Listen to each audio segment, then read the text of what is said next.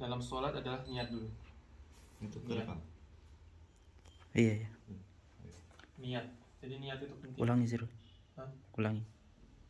Hal pertama yang kita lakukan sebelum sholat, maka kita perbaiki niat dulu. Kita mau sholat. Dan syarat sholat itu tentunya Islam. Dan kemudian sudah balik. Kemudian tamyiz. Tamyiz ini maknanya bisa membedakan mana yang benar, mana yang haram, mana yang salah, mana yang benar. Itu tamyiz. Kemudian berakal. Jadi orang gila tidak wajib sholat. Kita berakal wajib sholat. Cacat mental. Cacat mental tetap wajib sholat. Oh wajib. Tapi kalau gila ini kan udah nggak punya akal. Kalau cacat mental kan pasti dia masih punya akal. Cuman dia fisiknya aja yang nggak bisa sempurna sholatnya gitu. Kadang dia nggak bisa diajarin juga. Iya, tapi tetap wajib sholat. Yang tidak bisa itu cuma orang gila sama anak kecil. Orang gila sama anak kecil ini yang tidak wajib sholat. Oh iya benar. Terus yang terakhir ini tentang apa namanya, masuk waktu. Kalau belum masuk waktu sholat, maksudnya sholat fardu, misalkan kalau zuhur kan harus jam 12 lebih lah, karena sudah tergelincirnya. Waktu tergelincirnya itu kita tidak boleh sholat, tapi sholatnya setelah tergelincirnya. Nah itu baru masuk waktu sholat, kita lakukan sholat. Seperti itu. Kemudian caranya, ketika niatnya itu, kalau di madhab kita, madhab Syafi'i, niatnya itu ketika mengangkat tangan, Pak. Takbiratul ihram, Allahu Akbar. Seperti ini kita niat sholat. Apa namanya? Sholli fardhu subhi, misalkan sholat subuh, sholli fardhu subhi raka'ataini mustaqbilal kiblati, adaan makmuman kalau kita jadi makmum, imaman kalau kita menjadi imam, fardhon lillah ta'ala, Allahu Akbar. Dan cara mengangkatnya yang afdol, yang lebih utama itu tangannya seperti ini, sejajar sama ketika kita waktu sujud. Ini cara mudahnya jempol kita ini di bawah ini telinga kita ini yang kriwil-kriwil ini, Pak. Nah, ini yang paling afdol. Iya. Dan tangannya tidak menggar seperti ini, seperti biasa seperti ini. Allahu Akbar. Nah, yang dicengkram waktu seperti ini, yang dicengkram itu pergelangan tangan. Kalau madhab kita, pergelangan tangan seperti ini, tangan kanan di atas, tangan kiri di bawah. Iya, pergelangan tangan. Terus kemudian ada ulama yang pendapat juga tangan kirinya agak di belakangnya sedikit, seperti ini. Nah, seperti ini, Pak. Nah, seperti ini. Kalau misalnya seperti ini nggak masalah juga, tapi yang afdolnya dalam kitab Fathul Mu'in itu seperti ini, sholatnya Nabi yang sempurna seperti ini, agak di belakangnya sedikit. Udah, habis itu yang dibaca ketika sholat yang sunnah itu pertama iftitah. Iftitah itu hukumnya sunnah. Baca iftitah, habis baca iftitah, Bapak hafal doanya. Allah Akbar kabiru, alhamdulillah katsiro, ini wajah wajihiyah lillahi fatul samawati hanifah muslimah wa ma'na minal musyrikin.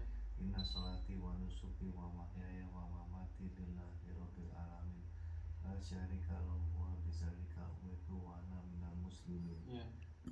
Seperti itu kan? Itu iftitah. Habis itu setelah iftitah kita baca Al-Fatihah. Nah, Al-Fatihah ini yang wajib, Pak. Misalkan Bapak baca iftitah tapi nggak baca Al-Fatihah, nah ini sholatnya nggak sah. Karena yang wajibnya Al-Fatihah. Kalau misalkan kita baca Al-Fatihah doang, iftitahnya enggak, tetap sah. Karena iftitah hukumnya sunnah, wajib. Dan ketika membaca Al-Fatihah ini diusahakan, karena hukumnya wajib, diusahakan bacanya ini bacanya yang benar-benar tajwid. Nah, makanya pentingnya kita baca tajwid, belajar tajwid ini, karena waktu sholat baca Al-Fatihah ini wajib. Ya kadang juga jadi imam kan? Nah, kadang jadi imam. Kalau misalkan ada imam yang bacaan Al-Fatihahnya masih amburadul, nah ini yang bahaya, ini bisa merusak sholat ini. Tapi orang-orang kadang los aja gitu, nggak nyadar. Padahal bahaya baca Al-Fatihah. Ya kayak di salah. Itu kan suka sholat maghrib. Iya. Pasti kan rame-rame. Iya. Ya imamnya kan agak tua gitu kan, Pak. Bacanya karena udah kaku ini. Makanya disarankan cari imam yang muda, yang paham fikih sholat. Nah ini yang benar-benar imam yang benar, ini yang bagus. Nah, itu. Terus kemudian setelah membaca Al-Fatihah, kita membaca surat. Semua surat dalam Al-Quran boleh. Surat ini hukumnya juga sunnah. Jadi yang sunnah itu iftitah, yang wajib Al-Fatihah, yang surat ini juga sunnah. Jadi Al-Fatihah ini yang penting, yang wajib harus dibaca. Setelah Al-Fatihah baru surat. Misalkan kita nggak baca surat pun boleh ini langsung rukuk, nggak masalah, itu sah juga. Baca surat. Kalau surat ini bacanya salah-salah pun masih nggak apa-apa. Tapi kita masih tetap wajib untuk memperbaiki. Yang minimal Al-Fatihah ini Pak, yang harus diperbaiki bacanya. Karena Al-Fatihah ini paling wajib dalam sholat. Ini yang harus diperbaiki bacaan. Kalau yang surat-surat lain, ini panjang pendeknya masih, nah ini nggak masalah, karena sunnah hukumnya. Nggak baca pun nggak masalah. Setelah baca surat, maka ada tumak nina. Jadi dalam sholat itu setiap gerakannya itu ada tumak nina. Tumak nina ini maknanya apa? Jeda. Kita tenang sedikit. Misalkan minal jinnati wan nas, jangan langsung kita minal jinnati wan nas, diam dulu sebentar, tenang dulu. Habis itu baru Allahu Akbar, rukuk seperti ini. Nah ketika rukuk ini apa yang dibaca? Subhana rabbiyal azimi wa bihamdihi. Itu digagari. Subhana rabbiyal azimi wa bihamdihi. Kemudian cara menyengkeram ini lutut. Cara menyengkeram lutut. Kalau mazhab kita di dalam kitab Fathul Mu'in, ini caranya tangan kita seperti ini. Bukan dikumpulkan tapi seperti ini, yang sempurna. Jadi gini Pak. Set. Nah, seperti ini. Tangannya begar, gitu kan? Iya, menyengkeram. Bukan seperti ini, bukan seperti ini. Harus seperti ini. Set. Dan kita usahakan punggung kita lurus. Maka diibaratkan dalam kitab Fathul Mu'in itu, misalkan kita kasih papan di atas punggung, kita kasih kelereng di tengah-tengah, kelerengnya nggak jatuh, jadi lurus gitu. Kayak gini ya? Iya. Itu untuk yang masih muda Pak, misalkan udah orang tua, udah bungkuk, nggak masalah gini aja. Nggak masalah. Tapi ya, yang ini juga bisa duduk juga. Iya, bisa duduk juga. Lurus punggung, tangannya begar. Yang afdol begar. Yang utama begar seperti ini. Nah, terus ya subhana rabbiyal azimi wa bihamdihi 3 kali. Terus apa yang kita lihat ketika ruku? Yang kita lihat tempat sujud. Dan kakinya diperhatikan apa? Kakinya kan kadang ada yang miring gini. Nah, jadi ini kita usahakan semua bagian sholat, waktu sholat itu kita hadapkan kiblat semua. Hadapkan kiblat lurus. Nah, seperti ini. Ini kan lurus Pak. Nah, lurus. Semua bagian tubuh yang bisa kita hadapkan dalam kiblat, maka kita hadapkan. Misalkan telinga nggak bisa kita hadapkan kan Pak? Jadi nggak usah telinga. Yang penting yang lain. Seperti ini. Lurusnya ke kiblat. Jangan seperti ini, jangan seperti ini.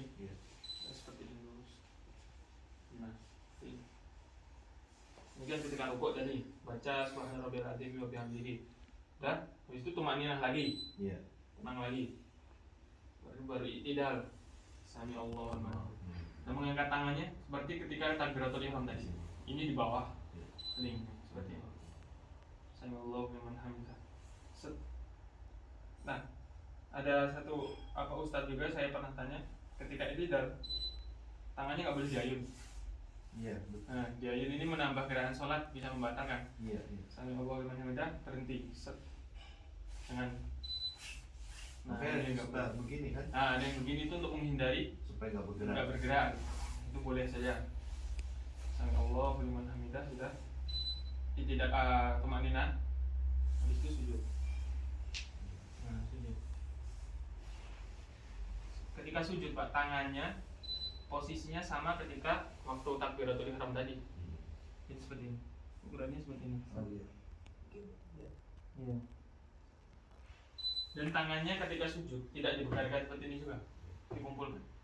Nah, kumpulkannya tidak terlalu ditekan, biasa saja seperti ini.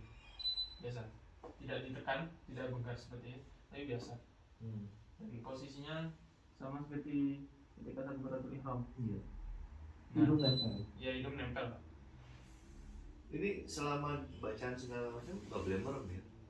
Kalau misalkan sholat itu kalau misalkan merem Pak, maka pikiran kita ininya kemana-mana. Oh, bukan malah fokus. Bukan malah fokus, karena merem ini kadang bisa ngantuk, kadang iya kalau merem ini malah tambah amburadul pikiran Pak. Jadi untuk menghindari amburadul ini kita melek dan kita lihat tempat sujud kita. Nah ini yang bikin khusyuk Pak, bisa khusyuk. Kita lihatnya tempat sujud kita, bayangin aja kita lagi menghadap Allah. Yang dilihatnya tempat sujud, bukan malah merem Pak. Kalau merem ini tambah pikiran malah ini kemana nih, kemana nih. Tapi tiap orang beda kali. Iya. Soalnya kadang-kadang kalau misalnya saya melek malah jadi aware dengan sekelilingnya. Karena tapi kalau merem malah orang keluar masuk juga. Tapi apa namanya? Yang cara yang dicontohkan tuh di dalam kitab, kita harus melihat tempat sujud. Melek, tapi meleknya itu bukan melihat sekeliling Pak. Iya. Kalau saya gini, itu kan pintu. Iya. Kalau saya bukan agak merem sih, tapi kalau saya gini orang keluar masuk saya nggak. Iya. Tapi ya benar sih. Iya, kita apa namanya? Tempat sujud. Tempat sujud ya. Tempat sujud. Ya, Itu tadi sampai mana? Sampai hidung kena. Iya, hidung ini hukumnya sunnah ditempel. Oh, sunnah. Yang wajib ini. Ini harus pakai kan. Kalau pakai peci juga. Iya, tidak boleh ditutupkan. Misalkan rambutnya panjang, jangan sampai ada satu helai yang nutupin. Ya kayak sekarang kalau sholat di masjid pakai masker kan nggak apa-apa. Nggak masalah Pak, karena hidung kan sunnah. Sunnah kan. Yang penting ini kena. Iya, kening. Kan anggota sujud itu ada 7. 1, 2, 3, 4, 5, 6, 7. Di sini nan kakinya. Ada 7. Kalau hidung ini nggak termasuk, dia sunnah. Oke. Sujud. Dan ketika sujud yang dibaca subhana rabbiyal a'la wa bihamdihi itu 3 kali. Nah, ketika kita menjadi makmum di masjid, kemudian kita baca subhana rabbiyal a'la 3 kali, ternyata waktunya masih, imamnya belum bangkit dari sujud. Nah, kita perbanyak zikir di situ, Pak. Oh gitu. Waktu sujud ini waktu seorang hamba paling dekat dengan Allah itu waktu sujud. Ya, jadi waktu sujud ini kita perbanyak zikir. Zikir sama dalam hati minta apa? Keperluan kita dimudahkan semua, segala macam. Ketika sujud. Makanya pantesan suka agak lama tuh dalam yang terakhir. Memang itu minta sebenarnya. Iya. Itu ada hikmah di balik itu minta. Karena ya itu tadi waktu paling mustajab, waktu paling dekat sama Allah itu waktu sujud. Maka perbanyaklah sujud. Lama sujudnya. Habis sujud, kemudian bangun dari sujud, duduk di antara dua sujud itu, duduknya seperti yang ini namanya iftiros Pak. Yang biasanya itu iftiros. Bukan seperti ini. Ini kalau kakinya dikeluarin namanya tawaruk. Ini duduk terakhir. Kalau yang kedua, yang pertama seperti ini. Saya nggak bisa duduk itu. Bapak duduknya gimana? Gini. Oh, nggak masalah Pak. Itu iftiros juga. Iftiros itu maksudnya makna dari iftiros ini kan bahasa Arab kan. Terus firos dari kata firos. Firos ini artinya ini. Oh iya. Karpet, lantai. Kita nempel lantainya. Ininya nempel lantai set. Kalau tawaruk itu kan duduknya seperti ini. Tawaruk ini dari kata warik. Warik ini maknanya pantat. Nah, ininya kan nempel pantat Pak. Kalau tawaruk. Nah yang terakhir saya gini. Ya. Nggak apa-apa. Yang penting ada keluar di sini. Oh iya. Terus pantat kita nempel. Pantat nempel ya. Nah, kalau di sini kan pantatnya nempel di kaki Pak. Pantatnya nempel di kaki seperti ini. Nah kalau kadang-kadang kita salah duduknya terakhir gitu pas masih rakaat pertama. Kita salah duduk. Salah duduk nggak masalah Pak. Karena ini apa? Terkadang pun saya pun juga gitu. Rakaat pertama seperti ini, rakaat kedua juga seperti ini Pak. Jadi nggak masalah. Gitu. Sunnah itu. Sunnah. Sunnah. Jadi tidak ada masalah seperti itu. Terus kemudian yang dibaca ketika duduk di antara dua sujud. Rabbi fili warhamni. Wah hafal kan? Ya Rabbi fili warhamni wajibuni warfani wasudni wadini wafini warfani. Nah itu seperti itu. Itu bacaan ketika duduk di antara dua sujud. Habis itu sujud lagi seperti tadi, tangannya sujud lagi, subhanallah lagi 3 kali. Habis itu ya berdiri lagi dalam sholat seperti itu. Dan jangan lupa setelah gerakan itu ada tumaninahnya. Setiap every step di dalam sholat itu ada tumaninah, nggak keburu-buru. Ada yang nanya, kalau misalkan sholat tarawih kan lagi viral nih sholat tarawih, ada yang kayak Rossi, ada MotoGP, Allahu Akbar, Allahu Akbar, Allahu Akbar, Allahu Akbar. Buru-buru. Iya, buru-buru itu hadis Nabi ada, Pak. Waktu itu ada seorang yang sholatnya cepat-cepat. Masuk masjid, ada Nabi di situ, orang sholatnya cepat-cepat. Allahu Akbar, Allahu Akbar. Jadi diibaratkan kayak ayam matok makanan. Nah, jadi gini. Gini. Apa kata Nabi? Irji ila sholatika fa innaka lam tusolli. Irji ila sholatika fa innaka lam tusolli. Ulangi sholat kamu belum sholat. Ulangi sholat kamu belum sholat. Digituin sama Nabi. Batasan tumaknina ya, Sur. Hah? Batasan tumaknina. Batasan apa? Mesti seberapa panjang Lamanya. ya lamanya. Lamanya tumaknina. Itu sebagaimana kita membaca subhanallah walhamdulillah wala ilaha illallah wallahu akbar. Oh, iya. Jadi nggak terlalu lama, nggak panjang. Yang penting kita dapat aja. Subhanallah walhamdulillah wala ilaha illallah wallahu akbar. Ada yang mengatakan juga satu nafas, jadi Ya, satu tarikan nafas. Itu minimal. Atau dihitung? Ya dihitung aja nggak masalah. 3 aja. 1, 2, 3. Atau bapak baca tasbih 3 kali nggak masalah. Subhanallah, subhanallah, subhanallah baru rukuk. Subhanallah baru dalam sujud. Dan kan setelah tadi habis rakaat pertama, nah yang terakhir nih tasyahud, Pak. Tahiyat akhir kan duduknya tawarruk. Mantap tadi bahasa kita mantap. Oh yang pertama itu Iftirash sampai mana ininya bacanya? Sebelum yang terakhir itu apa? Wajiburni wahdini wa'afini wa'fani. Iya. Rabbi firli warhamni wajibni wa'fani warzuqni wahdini wa'afini wa'fani. Iya. Sebelum itu ya Allah Akbar kabir wa apa ya? Terakhir tahiyat wabarakatuh sholawat. Habis itu sholawat. Iya. Habis sholawat selesai. Allahumma sholli ala. Kita nggak baca tahiyat kan waktu yang pertama? Iya, kita nggak baca sholawat, cuma tasyahud doang. Iya. Bacanya tasyahud apa namanya? Tahiyat wabarakatuh sholawat thayyibatul lillah assalamu alayka ya nabi wa rahmatullahi wabarakatuh. Assalamu alaykum wa ala alihi sudah. Baca Sur. Hah? Asyhadu an la ilaha illallah wa asyhadu anna Muhammadar Rasulullah. Itu sing rakaat terakhir toh. Yang pertama, yang 2 rakaat pertama. Yang 2 rakaat pertama itu enggak?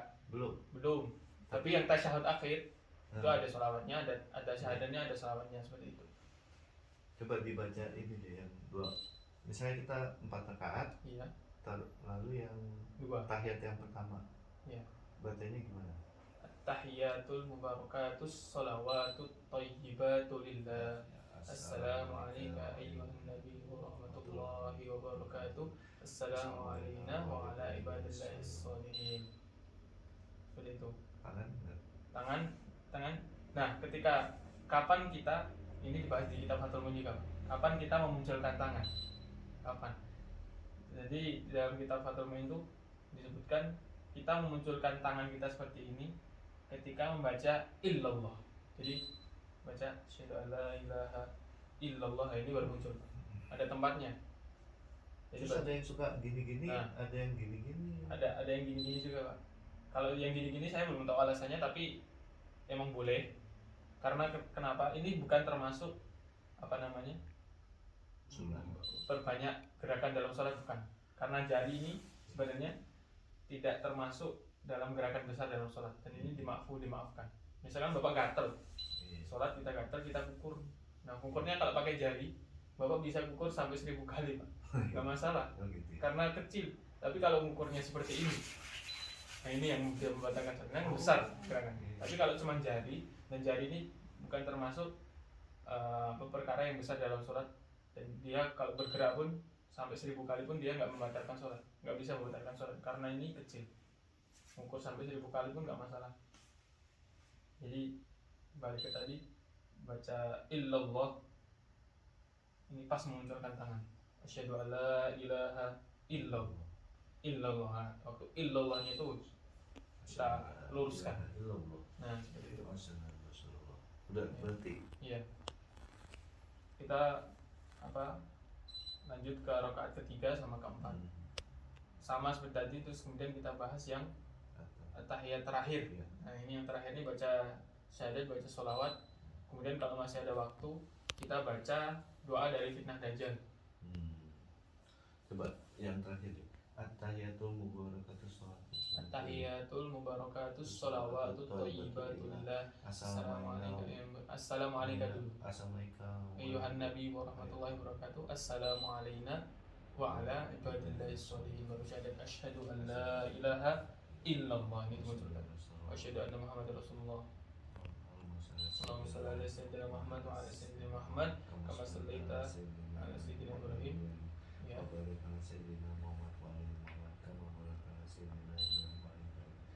Alamin innaka Hamidum Majid. Kalau imamnya belum salam juga, kita tambahi baca doa. Allahumma inni a'udzubika min adzabil qabri wa min adzabin nar wa a'udzubika min fitnatil mahya'i wa mamat wa a'udzubika min fitnatid dunya wa a'udzubika min fitnatil masiihid dajjal. Itu ada doa sunnah di situ. Doa agar terhindar dari fitnah dajjal, fitnah dunia, fitnah kematian. Saya udah berhenti di situ. Boleh nanti saya catatkan bahwa itu doanya. Penting juga. Terus tangan gini terus. Tangan gini terus sampai imam salam. Nah, ketika salam tuh, salam yang ke kanan, ini kita harus lakukan, Pak. Hukumnya karena rukun, kita harus lakukan yang ke kanan. Tapi yang ke kiri, ini sunnah. Misalkan Bapak tidak lakukan yang ke kiri itu tetap sah.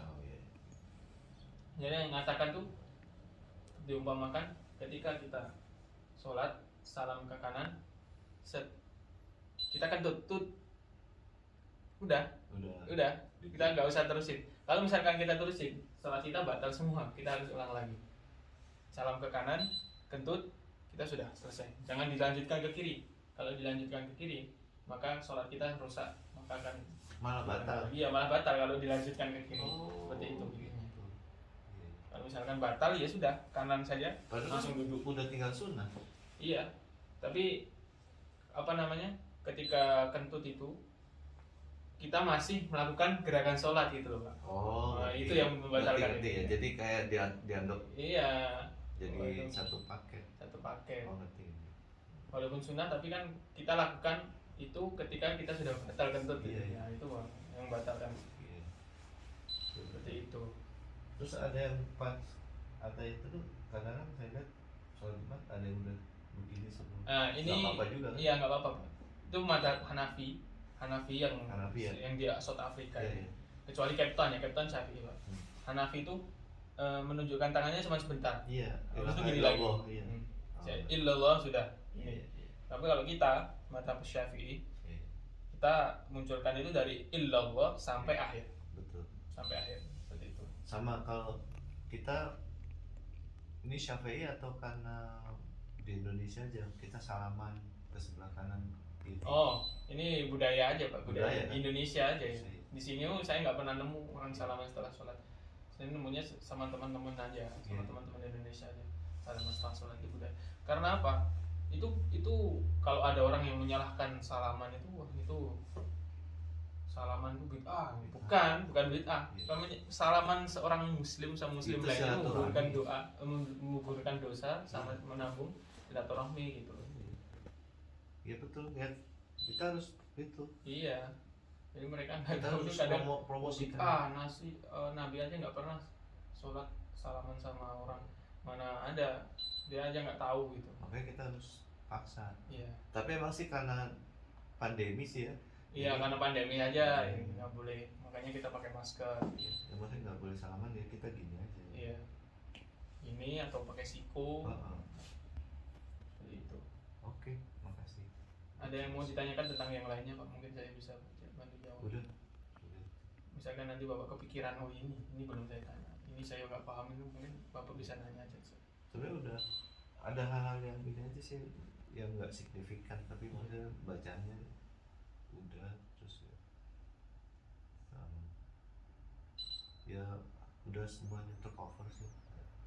Terus sama saya mau nambah satu poin lagi, hukum sholat wajib ini kan semua muslim kan, Pak, lima waktu ini. asalnya kan sholat 50 waktu. Ya, bukan 50 rakaat tapi 50 waktu. Isra Mi'raj di counting. Iya, counting sampai 5.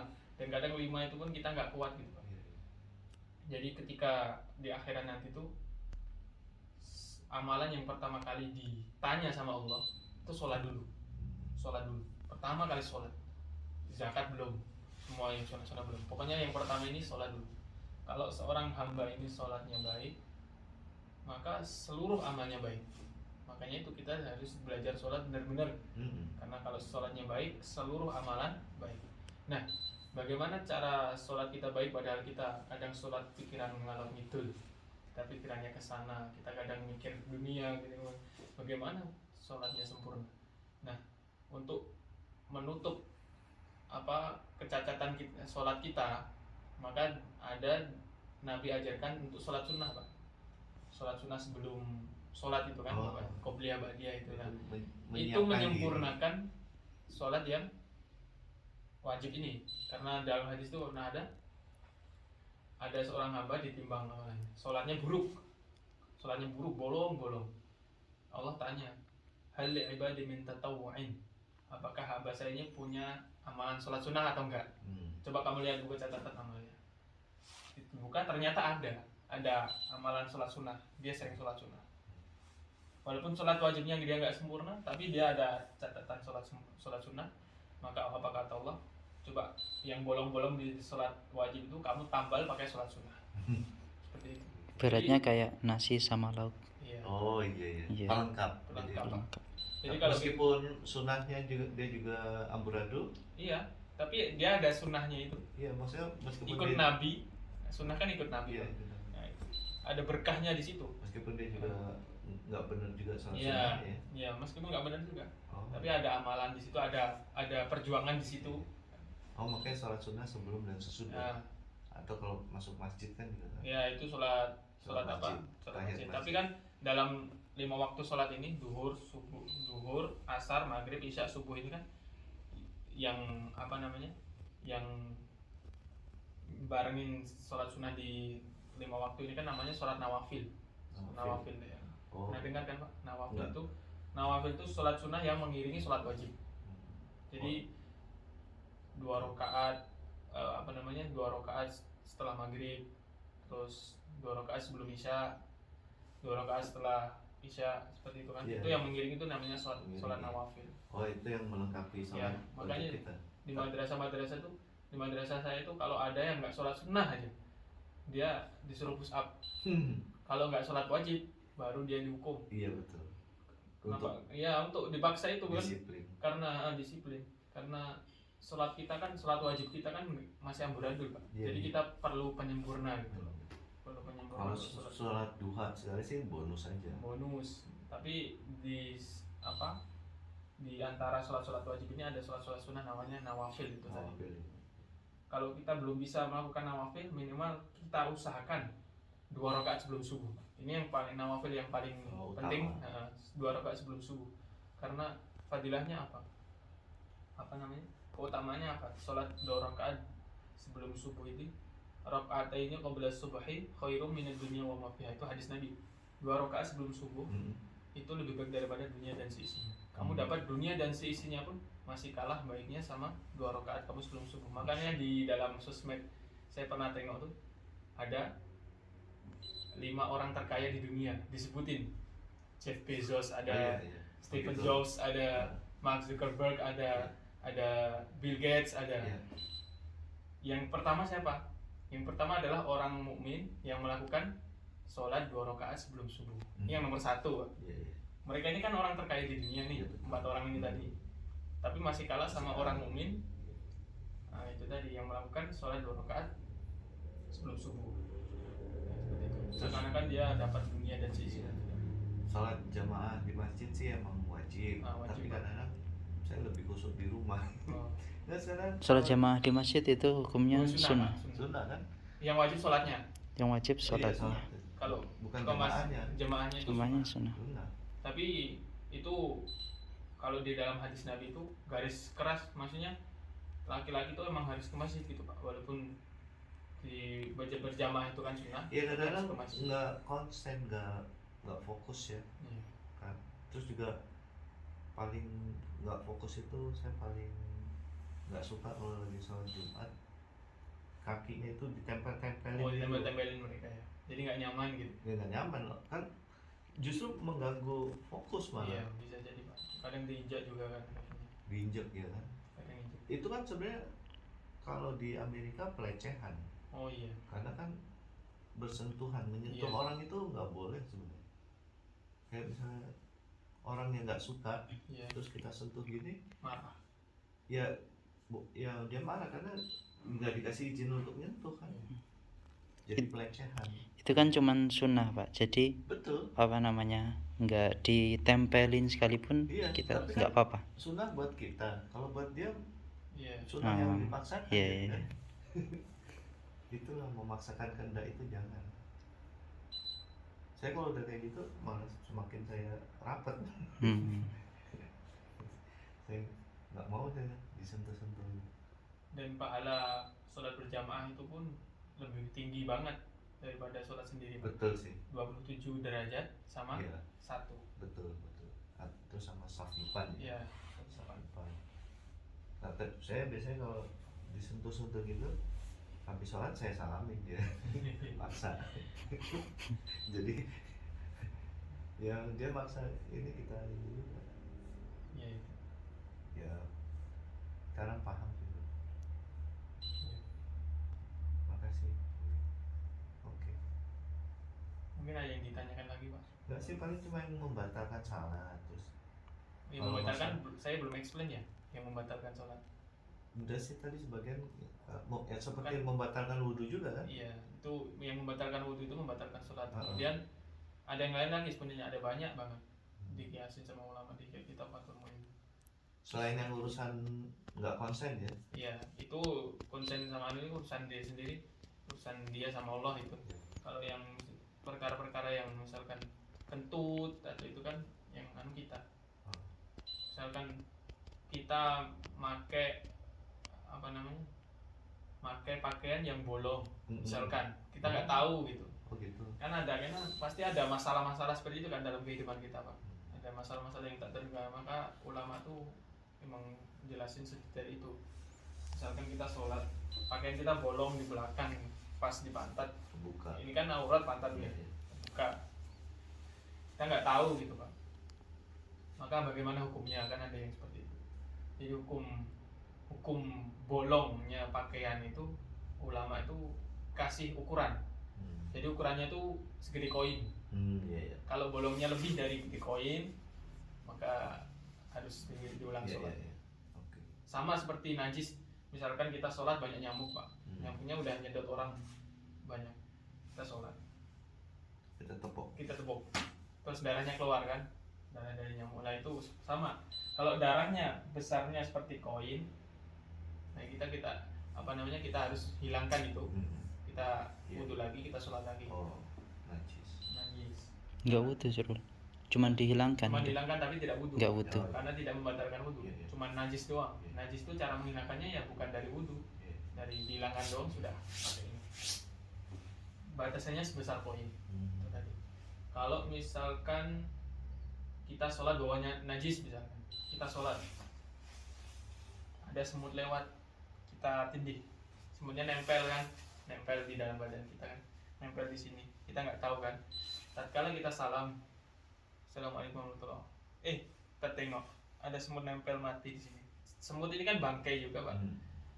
Maka sholat kita ulang, karena kita bawa bangkai tadi. Iya. Dan kita sadar. Ya sadar. Nah, dan kita sadar ya, masih Kalau ada nggak orang. sadar nggak apa-apa. Nah, kalau tidak tahu, kalau misalkan kita sengaja kita bunuh semut, kita masukin kantong, kita sholat, ya nggak boleh. Kita kan bawa bangkai.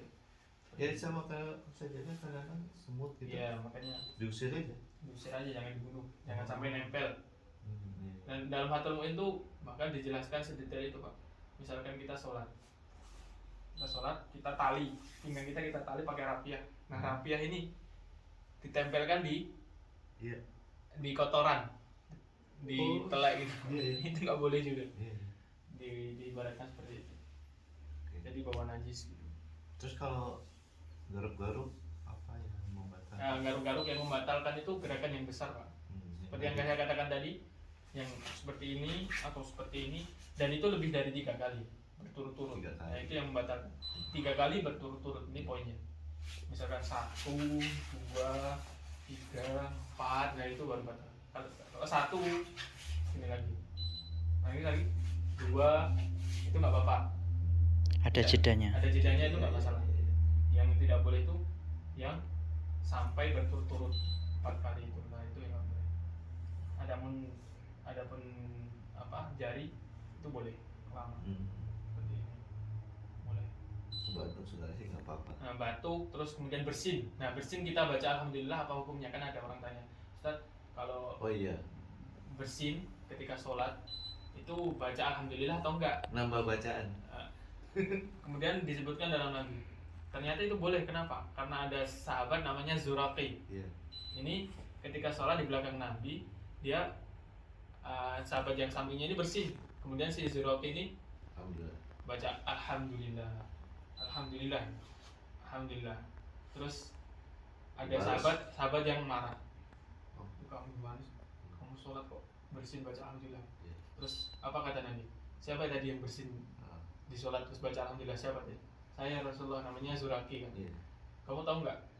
Ketika kamu baca alhamdulillah setelah kamu bersin tadi, ada lebih dari 30 malaikat yang berebut untuk nyatat doa kamu tadi, bacaan alhamdulillah tadi. Ada 30 malaikat yang berebut untuk menyatat alhamdulillah itu kamu tadi. Karena alhamdulillah di sini kan, alhamdulillah kan bacaan zikir, Pak. Zikir. Nah, niatnya zikir, bukan niat baca doa. Niatnya zikir, jadi boleh. Alhamdulillah gitu boleh.